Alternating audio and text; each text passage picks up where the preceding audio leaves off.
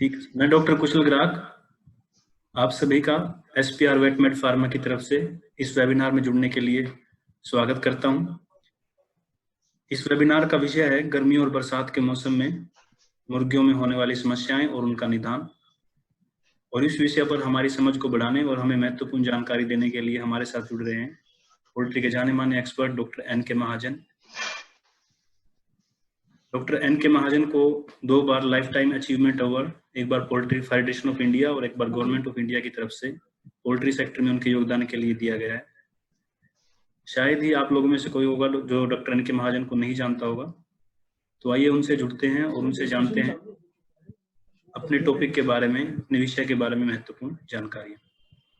Doctor Mahajan, over to you. Okay, thank you.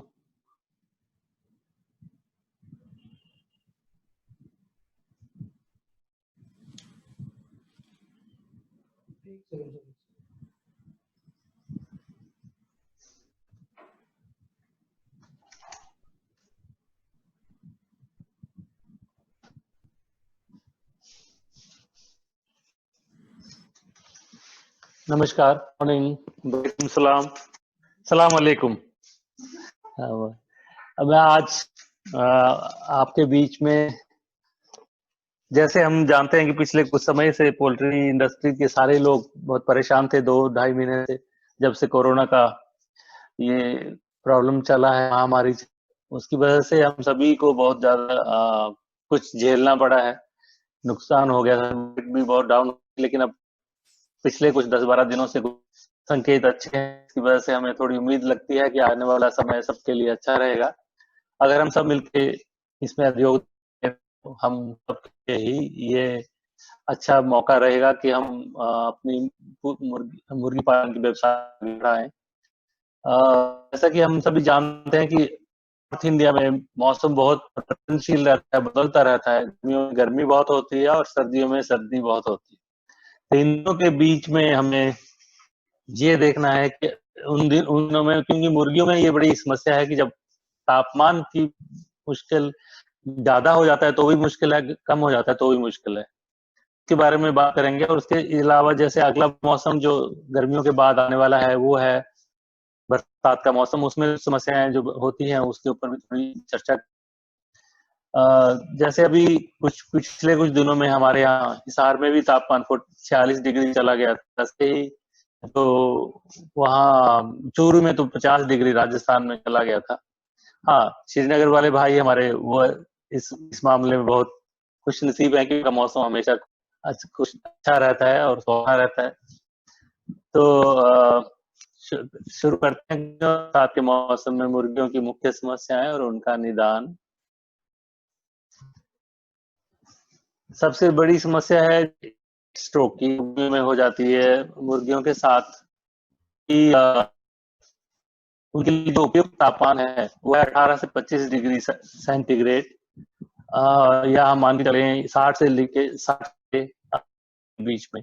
जैसे ही तापमान बढ़ने लगता है भी बढ़ती है, क्योंकि जो मुर्गियां हैं उनके शरीर का तापमान हमारे से बहुत ज्यादा होता है। जैसे हमारा 38.4 होता है, मुर्गियों का 41.6 डिग्री सेंटीग्रेड होता है, या 106 डिग्री फारेनहाइट होता है। और उनको ये मुश्किल हो जाती है, जब भी तापमान बढ़ता है तो उनको अपना तापमान इसी लेवल पे रखने में बहुत मुश्किल आती है। क्यों? क्योंकि इन्हें एक तो पसीना नहीं आता है, इनके पसीने की छिट नहीं होती शरीर में, और इन पक्षियों का सारा शरीर पंखों से ढका होता है, जिसकी वजह से उनको और गर्मी रहती है, निकल पाती गर्मी। और तीसरा है, इनके शरीर में चर्बी रहती है, तो चर्बी की वजह से भी गर्मी का है। जैसे जैसे तापमान बढ़, इनके शरीर का तापमान भी बढ़ना शुरू हो जाता है, क्योंकि ये इसको कंट्रोल नहीं कर पाते। 10 से 32 डिग्री पे तापमान चला जाता है शेड का, खाना पहला आता है कि खाना थोड़ा कम करते हैं। और जो 35 डिग्री से ऊपर चला जाता है तो मुंह खोल के सांस लेंगे, या लंबी गर्दन करेंगे, या थोड़ा नीचे जमीन पे लेटेंगे, गर्दन लंबी करके लेटेंगे। और जैसे ही तापमान 40 डिग्री से ऊपर चला जाता है तो उसमें मृत्यु दर भी शुरू हो जाता है, मरने शुरू हो जाते हैं। स्ट्रेस तो ये बहुत बड़ा है ही, लेकिन इसके अलावा अगर तापमान बहुत ज्यादा बढ़ जाता है तो उसमें मृत्यु भी बहुत ज्यादा होने लग जाती है गर्मी की वजह से। इसमें इसके अलावा इनके व्यवहार में परिवर्तन आता है। जो मुर्गियां होती हैं वो थोड़ा सा अपने आप को कोशिश करती हैं कि मौसम के हिसाब से अपने आप को परिवर्तन करें। तो ये मुंह खोल के सांस लेना शुरू करती हैं ताकि उनके सांस बार बार तेजी से लेनी पड़ती है और वहां से उनको थोड़ी राहत मिलती है। ठंडी जगह तलाश करती हैं, ठंडी जगह जाके जहाँ फीड कूलर ड्रिंकर हो उसके आसपास या पानी गिरा होता है उसके आसपास बैठने की कोशिश करती हैं। अब भूख कम लगती है, इस वजह से इनको ये जो फीड है वो कम उठाते हैं। ऐसे मुंह खोल के ये सांस लेना शुरू कर देती हैं। चाहे अंडे वाली मुर्गी हो, चाहे हो, चाहे ब्रीडर हो, अगर तापमान मुवाफिक नहीं है, 25 डिग्री से ऊपर चला गया है तो उनको समस्या शुरू हो जाती है। खासकर 30 डिग्री के ऊपर तो हो ही जाती है। तो इसको हम कैसे कर सकते हैं, प्रकोप कैसे कम कर सकते हैं? इसके लिए शेड में प्रबंधन, जो आपका मैनेजमेंट है फार्म का, उसके ऊपर डिपेंड करता है। क्योंकि जो चिक्स हैं वो तो आपके ऊपर, आप जो कंपनी के आते हैं उसके ऊपर है, और आप ये पहले से देख रहे हैं कि किस कंपनी के चूजे अच्छे परफॉर्म करते हैं, आप उन्हीं का इस्तेमाल करते हैं। ऐसे ही फीड भी आपको कंपनी का फीड अच्छा है और किसका परफॉर्मेंस अच्छी आती है, आप उसके हिसाब से कर सकते हैं। ये जो प्रबंध है वो आपके हाथ में है, आपके फार्म का, कैसे आप उसको थोड़ा सा मैनेज कर सकते हैं। तो जो छत होती है, जो शेड होता है मुर्गियों का, उसका जो छत होती है उसका छज्जा अगर थोड़ा बाहर को निकला होता है तो वो थोड़ा अच्छा रहता है, ताकि जो डायरेक्ट सनलाइट है, वो सूरज की रोशनी है, वो सीधी अंदर नहीं जाती है और उससे 1-2 डिग्री का तापमान में शेड में फर्क रहता है जो बाहर के तापमान से। अगर आसपास पेड़ लगे हों तो उसका भी फर्क रहता है, क्योंकि उसकी वजह से भी फिर थोड़ी ठंडक है, हवा चलती रहती है। और छत पे अगर सफेद रंग का पेंट कर दें या चूने का कर दें छत पे, तो उससे थोड़ी सी जो सूरज की रोशनी है वो अब्जॉर्ब नहीं होती, शेड की जो चद्दर है उसके ऊपर अब्जॉर्ब नहीं होती और थोड़ा रिफ्लेक्ट आती है। अगर सीमेंट या लोहे की चद्दर है तो उसके ऊपर छत पे हम फिर, जैसे हरियाणा में खासकर और कुछ राजस्थान में भी, छत पे जो घास होती है, सरकंडे होते हैं या पूड़े बोल देते हैं हम घास के, वो उसके ऊपर डालते हैं और उसके ऊपर फिर स्प्रिंकलर चलाते हैं, तो उससे भी काफी राहत मिलती है, क्योंकि जो घास उससे काफी हद तक वो डायरेक्ट सनलाइट को अब्सॉर्ब नहीं होने देती। साइड में शेड के साइड पुरियां या टाट टांग सक लगाते हैं गर्मियों के दिनों में, हम सभी लोग ये करते हैं। उससे भी तापमान काफी फर्क आ जाता है, 2-3 डिग्री से ज्यादा भी फर्क आ जाता है।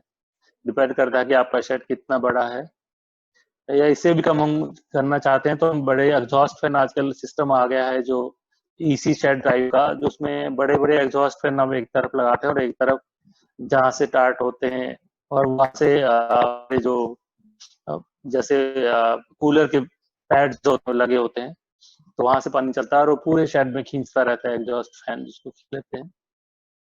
उससे तापमान काफी अच्छा, बड़े शेड हो तो उसमें बहुत अच्छे से मेंटेन हो पाता है। कुछ जो बने हुए उस तरह की समस्या हो सकती है, तो 2 मंजिल वाले कई होते हैं, तो उसमें हमें फॉगर का इस्तेमाल कर सकता है पर्दों के अलावा। तो फॉगर भी इस्तेमाल कर सकते हैं, लेकिन फॉगर का जो मिस्ट बनेगा या धुआं बनेगा, जो बास बनते हैं वो बहुत छोटे, बिल्कुल बारीक होने चाहिए, ताकि उसका जो बूंद ना बने उसका पानी की और नीचे ना गिरे, और जिस तरह से जो फीड है मुर्गियों का वो गीला ना हो, और उसका, ताकि जैसे जैसे गीला होता जाएगा तो फिर उसमें समस्या बढ़ जाती है, क्योंकि वो जमना शुरू हो जाएगा फीडर में। जैसे फीडर में जमेगा तो उसके बाद वो वहां पड़े पड़े कई बार वहां फंगस बननी शुरू हो जाती है, माइकोसिस की पॉइजन बनना शुरू होता है। तो अब पानी के प्रबंधन पे आते हैं। जो पानी का प्रबंधन में बहुत ही महत्वपूर्ण है, जैसा हम सभी जानते हैं कि गर्मियों में बहुत ज्यादा पानी पीते हैं बनिस्बत, और ठंडा पानी पीना पसंद करते हैं, फ्रिज से पीते हैं। ऐसे ही मुर्गियों की जो जरूरत है पानी की बहुत बढ़ जाती है गर्मियों में। अगर हम नॉर्मल में जैसे रूटीन में, अगर जैसे आम मौसम है तो उसमें 100 ग्राम फीड अगर मुर्गी खाती है तो 200 ml पानी पीने से भी काम चल जाता है 200-250 ml से। लेकिन जब गर्मियां आती हैं तो 300 से 400 ml 100 ग्राम फीड के ऊपर उसे पानी पीना पड़ता है, तब उसका काम चलता है। तो इसलिए हमारे पास पर्याप्त मात्रा में जो पानी का स्टोर है वो होना चाहिए, जिसका तापमान 21 से 22 डिग्री होना चाहिए पानी का, और ज्यादा होगा तो पानी कम पिएंगे, गर्म हो जाएगा तो पानी कम पिएंगे। तो इस थोड़ा सा ये ध्यान पड़ता है कि जो छत पे आपकी टंकी रखी हुई है वो एक बार पूरा भरें। पानी कई बार सुबह भर देते हैं हम टंकी को, तो सारे दिन अगर पूरी धूप रहती है तो गर्म होता रहेगा, और थोड़ी देर बाद दोपहर के टाइम में गर्म आना शुरू हो जाएगा अंदर। तो उसमें बार बार भर रहे हैं, और जैसे जैसे खत्म होता रहता है वैसे वैसे रीयूज की करते रहें, भरते रहें मोटर से, और जल्दी भरें। और हर शेड के अंदर एक टैंक शेड के अंदर रखवा दें, ताकि उसमें फिर पानी ठंडा हो जाएगा। जितना तापमान अमूमन बाहर के तापमान से 5-7-10 डिग्री तक का हो सकता है, तो उसमें उसकी वजह से जो टैंक है उसके अंदर जो पानी रहेगा उसका तापमान भी कम हो जाएगा, तो उसको हमें कम नीचे लाने में सहायता मिलेगी। और टंकी को बचाव के लिए हम गिल्ली बोरी उसके चारों तरफ लगा सकते हैं, या रेत डाल सकते हैं बीच में इंसुलेशन बना के, या सफेद रंग की, अगर अब तो टैंक सफेद रंग की टंकी थे तो ज्यादा हीट अब्जॉर्ब करते थे, व्हाइट कलर के हैं तो कंपैरेटिवली कम करते हैं, प्लास्टिक के भी हैं, सीमेंट की हैं तो उसमें तापमान हमें ऐसा न ठंडा रखने में, और सर्दियों में गर्म रखने में, और गर्मियों में ठंडा रखने में। उसमें हम इंसुलेशन भी कर सकते हैं बीच में एक लाइन फिर लगा। और गर्मियों में अगर हम थोड़ा सा पानी में नमक की मात्रा 0.2%, 0.2% नमक भी थोड़ा दे सकते हैं, क्योंकि पानी ज्यादा पीते हैं तो शरीर में नमक की कमी ना हो जाए। तो जितना भी हम नमक फीड में दे रहे हैं उसके अलावा हम 0.2% नमक दे सकते हैं। और 1 ग्राम 1 लीटर में गर्मियों वाला जो पाउडर होता है इलेक्ट्रोलाइट है, वो भी हम दोपहर के टाइम में 11 बजे से लेके 2-3 बजे के बीच में अगर डाल देंगे तो उससे फर्क रहता है। इसके अलावा विटामिन सी बहुत बड़ा है गर्मियों से बचाव में भी, और तापमान नियंत्रण में भी, और रोग प्रतिरोधक क्षमता को बढ़ाने में भी। इसलिए विटामिन सी जो खासकर नेचुरल विटामिन सी होती है, जो आंवला या इस तरह के फ्रूट से तैयार होती है, उसका हीट स्टेबल होती है, वो खराब नहीं होती, और उसके अंदर बहुत और चीजें भी होती है विटामिन सी के अलावा, तो इसलिए उसका ज्यादा अच्छा रोल है बजाय जो हम केमिकल विटामिन सी यूज करते हैं। जैसे हमारे राजस्थान के भाई हैं, उधर तो तरबूज बहुत ज्यादा होते हैं। तरबूज का पूरे हिंदुस्तान में तकरीबन तरबूज वहां से आते हैं, हमारे यहाँ भी वहीं से आ रहे हैं। तो आप तरबूज का इस्तेमाल कर सकते हैं मुर्गियों में, अगर आपके यहाँ बहुत सस्ता मिलता है, और उसका भी बहुत अच्छा एक किस्म से नेचुरल इलेक्ट्रोलाइट है, उनको डालें तो काट के तो अच्छा रहेगा। फीड का प्रबंधन, क्योंकि हम मानते हैं कि सबसे ज्यादा खर्चा मुर्गी फार्मिंग में फीड का ही होता है। 70% खर्चा में मान के चलेंगे, 70% जो कॉस्ट है वो फीड की आती है। तो हमें फीड को एक तो ध्यान से यूज करना है ताकि वेस्टेज ना हो। दूसरा ये है कि हमारी एफसीआर या जो का इफेक्ट है वो अच्छा आए। और गर्मियां, जैसे हमने कहा कि गर्मियों में क्योंकि मुर्गियां फीड कम उठा पाती हैं, उठने क्योंकि गर्मियों से शरीर में उनके जो तापमान बढ़ाता है, तो टेम्परेचर वजह से जो हीट जनरेट होती है शरीर में, उसकी वजह से वो अपना फीड उठा नहीं पाती, जितना 100 खा रही हैं, तो हो सकता है वो 80 ग्राम ही खाएं। तो इसमें हमें ऐसा फीड देना चाहिए, खासकर इन दिनों में, जो डेंस हो, गाढ़ा मोटा होता है, जैसे पैलेट वाला फीड होता है या क्रम्स का फीड होता है। तो उसमें या उसमें एडिशनल कुछ कुछ भी मिलाने पड़ते हैं, खासकर गर्मी के मौसम में। और जिसमें ताकि हमारे अंडों का उत्पादन, चाहे अंडे वाली हैं या लेयर वाली है या ब्रीडर है या ब्रॉयलर है, अगर ब्रॉयलर है तो उनका वजन बढ़ना कम ना हो। तो इन चीजों को ध्यान में रखते हुए हमें वो अच्छी वाली फीड जिसमें सारी चीजें मिली हुई हों, ताकि एक जो चीज खाएं उसमें सब चीज बराबर मिले, बजाय मैश के, क्योंकि मैश में सिलेक्टिव हो जाती है, कोई मक्का उठाएगी, कोई कुछ और खाती है, आदमी किसी को कुछ, सबसे बैलेंस फीड नहीं मिली, तो वो अच्छा रहेगा। अगर किसी आते हैं तो अच्छा है, फिर जो आपके पास साधन है उसके हिसाब से कर सकते हैं। मुर्गियों का थोड़ा ये है कि हाई एनर्जी फीड उनको ज़्यादा पसंद है, तो हम थोड़ी सी गर्मियों के दिनों में प्रोटीन थोड़ी कम कर सकते हैं, और जो तेल की मात्रा है वो फीड में बढ़ा सकते हैं 1 से 2%। और उससे तो उनकी जो फीड खाने के बाद कैलोरी बनती है शरीर में वो कम बनेगी, हीट का असर कम रहेगा अगर हम तेल मिलाते हैं। बजाय इसके कि वो अनाज से ही अगर एनर्जी लेना चाहेंगे, तो अनाज में बहुत मेहनत होती है एनर्जी पैदा करने के लिए। तो उसमें अगर हम थोड़ा कार्बोहाइड्रेट या प्रोटीन कम करेंगे और तेल बढ़ा देंगे, तो उससे भी फायदा रहता है। लेकिन इसके साथ साथ हमें जो अमाइनो एसिड है, जैसे लाइसिन, मेथियोनिन, उसका अनुपात जितने उनमें मिलने चाहिए वो हम पूरे मिला के रखें। और ये मान के, क्योंकि फीड मुर्गियां कम उठाती हैं, तो उसके हिसाब से हम उनमें जो लेवल है अमाइनो एसिड का वो उस हिसाब से डालें, ताकि 80 ग्राम खाने से भी उनका रिक्वायरमेंट पूरी। फीड में लगातार विटामिन सी, प्राकृतिक विटामिन सी जैसे फीड में भी डाल रहे हैं तो अच्छा रहेगा। जो आंवला का पाउडर हो, आंवला से बने हुए कई सारे कंपनियां प्रोडक्ट बनाती है, वो भी आप इस्तेमाल कर सकते हैं। और साथ में मीठा सोडा जो गर्मियों में उसका इस्तेमाल जरूर करें, क्योंकि जो ज्यादा सांस लेती हैं मुर्गियां, तो बहुत ज्यादा उनके शरीर में इसकी कमी आती है बाइकार्बोनेट की, तो हम उसको बाहर देते हैं, तो गर्मियों के लिए काफी उपयोगी रहता है। इसके अलावा जैसे लेयर मुर्गियां हैं, अब ब्रीडर मुर्गियां हैं, ब्राज़ील में भी 1% हम कैल्शियम की मात्रा गर्मियों के दिनों में बढ़ा सकते हैं, जितने दे रहे हैं उसके अलावा। कई बार ये गर्मी के मौसम में खास करके उनकी पानी में दस्त की शिकायत भी हो जाती है, ज्यादा पानी पीने से, या थोड़ा बहुत अगर पानी साफ नहीं है, कंटेमिनेशन है, तो उसमें ये समस्या हो जाती है। इसमें हम प्रोबायोटिक्स या फाइटो एसिडिफायर्स भी पानी में डाल के दे सकते हैं, जिसका अच्छा असर रहता है। और ज्यादा गर्मी हो जाए तो हम ग्लूकोज बीच में दे सकते हैं, जैसे वो कुछ उठा नहीं पा रही, खा नहीं पा रही, तो तुरंत हम उसको राहत देने के लिए, वैसे तो जो इलेक्ट्रोलाइट है उसमें भी ग्लूकोज रहता है, वो दे दें। अगर नहीं दे रहे हैं तो, इलेक्ट्रोलाइट नहीं दे रहे हैं तो ग्लूकोज थोड़ा डाल सकते हैं।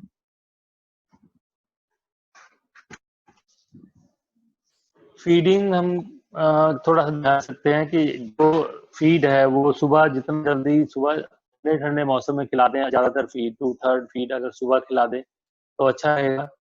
2/3 में सब 75% फीड अगर हम सुबह खिला दें, और 1/3 अगर शाम को दें, या एक ही टाइम देते हो तो भी सुबह सुबह खिला दें, मॉर्निंग में 4-5 बजे, ताकि जब तक उनका फीड हजम हो, जो उनकी एनर्जी बनती है, कैलोरीज बनती है, वो धूप आने से पहले पहले वो पूरी हो जाए, और ताकि उनको फिर ज्यादा फीड में भी गर्मी का वो ना झेलना पड़े।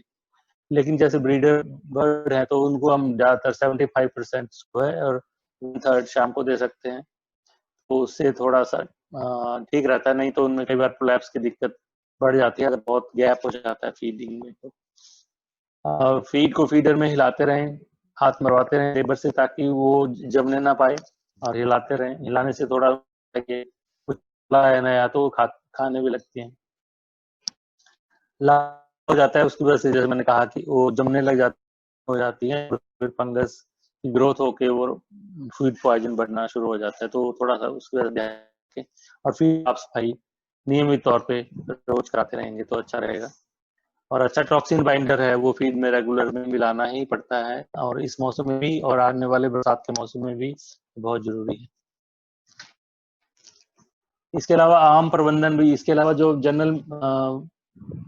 जनरल हमारे मैनेजमेंटल प्रैक्टिस है, उसमें क्या कर सकते हैं।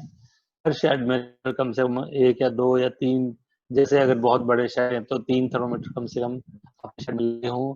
खास एक तरफ पंखे की तरफ है, या एक तरफ जहाँ आपका पैर उस तरफ तो ठंडा ही रहता है, तो उधर और उधर में कितना फर्क वो भी आप जान सकते हैं। बीच में एक लगा दें तो तीनों जगह थर्मोमीटर लगे होंगे, तो आपको वो देखने में आसानी रहती है कि किधर का तापमान कितना रह रहा है, और उस हिसाब से आप उसको मैनेज कर सकते हैं, मॉनिटर कर सकते हैं। रोज का नियमित जांच उसकी करते रहे, या लेबर की किसी की जो सुपरवाइजर है उसका ड्यूटी लगाए कि वो रोज का रोज तापमान उसमें चेक करे। खासकर दिन के टाइम में 2-3 बजे के करीब बहुत दूर है, बिल्कुल उसका उसका वीक होता है गर्मी का, तो उस टाइम देखें कि बहुत ज्यादा गर्मी का असर तो हो रहा है। और पानी की व्यवस्था पूरी होनी चाहिए, क्योंकि इन दिनों में अगर पानी की और लाइट का, अगर ऑटोमेशन में सेट है और लाइट चली जाती है तो एकदम से बैकअप होना चाहिए। और उन चीजों से कई बार बहुत ज्यादा नुकसान हो जाता है। कई बार अगर हम ऐसी गर्मियों के दिनों में अगर व्यवस्था हमारे पास जो एक चीज दूसरा प्रबंध का लिए दूसरा कोई ना कोई अल्टरनेट होना चाहिए, ताकि हम ठीक से मुर्गियों को कोई समस्या पानी की वजह से की वजह से। इसके अलावा जैसे हम कोई टीकाकरण करते हैं, चोंच काटते हैं, एक जगह पे इकट्ठा करके करते हैं या एक साइड से दूसरी जगह पे शिफ्ट करते हैं मुर्गियों को, तो भी अगर हम सुबह ठंडे टाइम में करेंगे तो अच्छा रहता है, ताकि उनके ऊपर कम स्ट्रेस आता है और आसानी से हम कर पाएंगे और लेबर के लिए भी ठीक रहेगा। हवा और वेंटिलेशन पे ध्यान देना काफी जरूरी होता है, क्योंकि अगर हवा रुक जाती है शेड में, गर्मी का प्रकोप बहुत ज्यादा बढ़ जाता है। तो हवा चलती रहनी चाहिए, मूव होती रहनी चाहिए, तो इसलिए ऊपर वेंटिलेशन पे अगर एग्जॉस्ट फैन वगैरह है नहीं है तो एग्जॉस्ट फैन होंगे तो उससे अच्छा रहता है कि ये हवा सर्कुलेट होती रहती है, रुकती नहीं है बीच में। तो इस तरह से अगर हम थर्मोमीटर टेम्परेचर के वो लगाएंगे नापने के लिए तो यंत्र, उससे अच्छा रहेगा। और मुर्गे ठंडे शेड में पानी लगी वो कर सकते हैं। अब गर्मियों में जो बीमारियां हैं उसके ऊपर हम बात करेंगे, क्योंकि गर्मियों में बहुत सारी बीमारियां हैं जो गर्मियों के मौसम में ज्यादा आती हैं।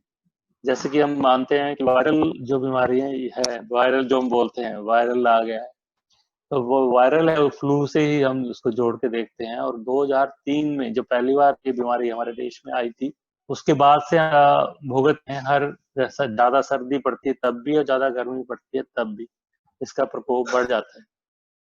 क्यों बढ़ता है? क्योंकि मुर्गियों में उस दौरान में स्ट्रेस ज्यादा होता है, तो स्ट्रेस की वजह से उनसे बीमारी से लड़ने की ताकत कम पड़ जाती है, इसलिए हमें ये समस्या है। मुर्गियां क्योंकि गर्मियों में मुंह खोल के सांस लेती हैं और उसके बाद धड़-धड़ की आवाज आनी शुरू हो जाती है, मृत्यु दर दिन बढ़ते जाते हैं। तो इसके क्या क्या कारण है? एक तो जैसे मैंने बोला फ्लू का वायरस है या एआईवी, एवियन इन्फ्लुएंजा बोल देते हैं, उसमें उसका हल्का रूप होता है हमारे यहाँ जो H9N2 है। हालांकि जो बर्ड फ्लू वाला वायरस है वो सब जगह नहीं होता, कभी कहीं कहीं आता है, लेकिन जो हल्के वाला वायरस है वो सब जगह होता है। लेकिन जब वो माइकोप्लाज्मा और इकोलाई से मिल जाता है तो वो भी काफी ज्यादा घातक हो जाता है, और लेयर में अकेला ही वो एग प्रोडक्शन को डाउन कर लेता है, लेयर हो या ब्रीडर हो, तो उसका असर उन पे प्रोडक्शन पे आता है, चाहे उसकी वजह से मरे ना। लेकिन ब्रॉयलर में मृत्यु दर भी बहुत बढ़ जाती है इसके कारण से। इसके अलावा दो और वायरस सांस करते हैं इनमें, एक आईबी का वायरस इन्फेक्शियस ब्रोंकाइटिस और दूसरा न्यूकास्टल रानीखेत का वायरस या न्यूकास्टल डिजीज का वायरस।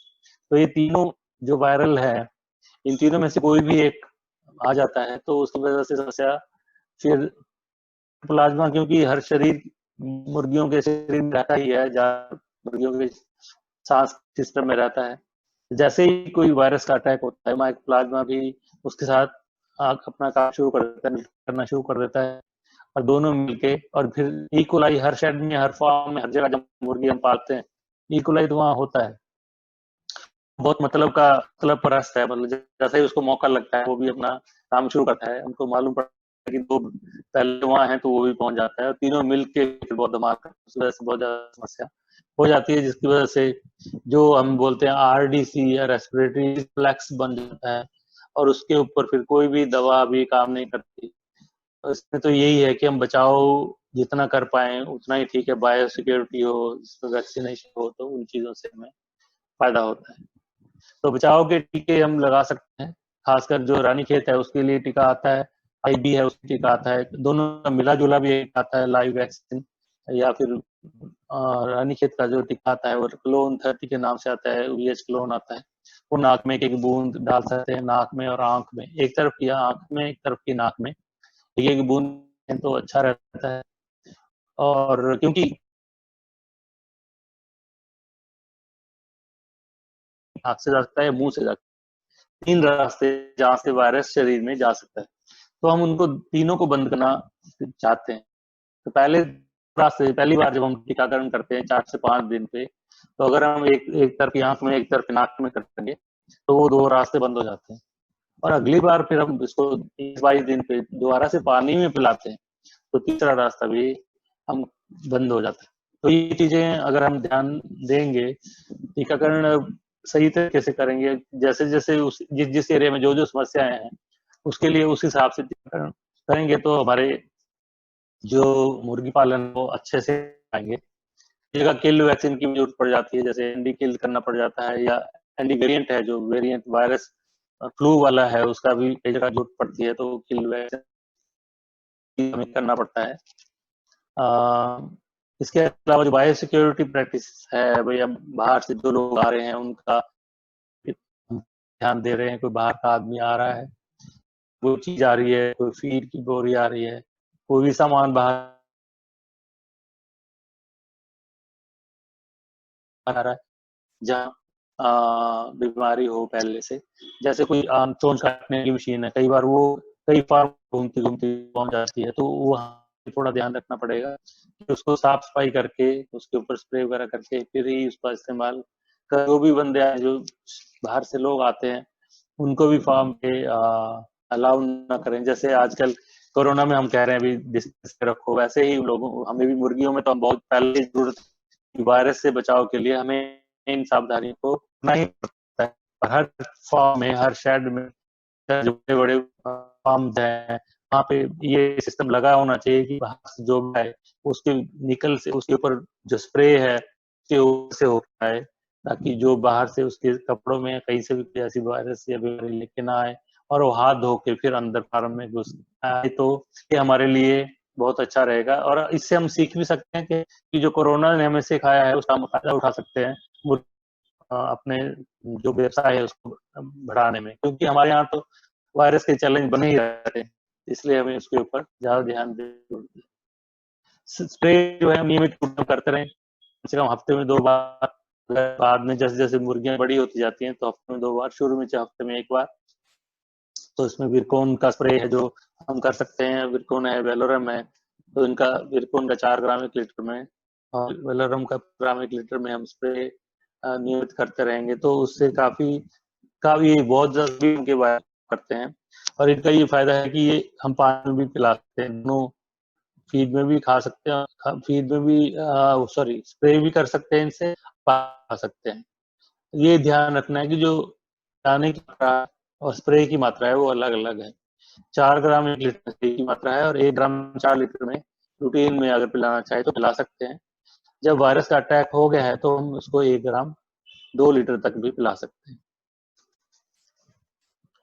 इसके अलावा जैसे सांस की समस्या है, जो बीमारी हो गई है, तो हम उसके मैंने बोला विलोनस या विलोरम 1 ग्राम 1 लीटर उसकी मात्रा जो है वो हम पिलाने के लिए 1 ग्राम 2 लीटर में पिलाते हैं, स्प्रे 4 ग्राम 1 लीटर में। तो स्प्रे की मात्रा है ये लेने, स्प्रे 4 ग्राम 1 लीटर में। और मेंटोफिन या सेंसो सेफ जो है नाक जो उसकी खुल जाते हैं वो 1 इसके थोड़े निवाए पानी में डाल के करेंगे तो थोड़ी राहत मिलती है मुर्गियों को, अगर उनको सांस की समस्या कोई भी। पानी में भी पिला सकते हैं दोनों चीजें। पानी में पिलाने की मात्रा 1 ग्राम 1 लीटर में है और मेंटोफिन या सेंसोसेफ की मात्रा 1 ml 2 लीटर में है। दो सुबह शाम 2-3 घंटे के पानी में अगर हम भी पिलाएंगे तो उसमें भी वायरल में राहत मिलेगी। इसके अलावा जैसे जो खांसी वाली है, गला साफ करने वाली है, एस्प्रिन सुबह शाम है या वायरो हर्ब है, वो भी हम ऐसी दवाएं पिलाएंगे, उसका भी अच्छा असर रहता है, ताकि उनको जो बलगम बनता है उसको सुखाने में आसानी रहती है और उनको सांस लेने में दिक्कत है वो थोड़ा कम हो पाता है। से बचाव के लिए हमें पानी में जो विटामिन सी है वो तो देना ही, जैसे पहले हमने बताया, वो तो इस जो वायरल का अटैक है उस टाइम भी देना है, तो हम देते रहेंगे। और तो उसमें अब रानीखेत की बीमारी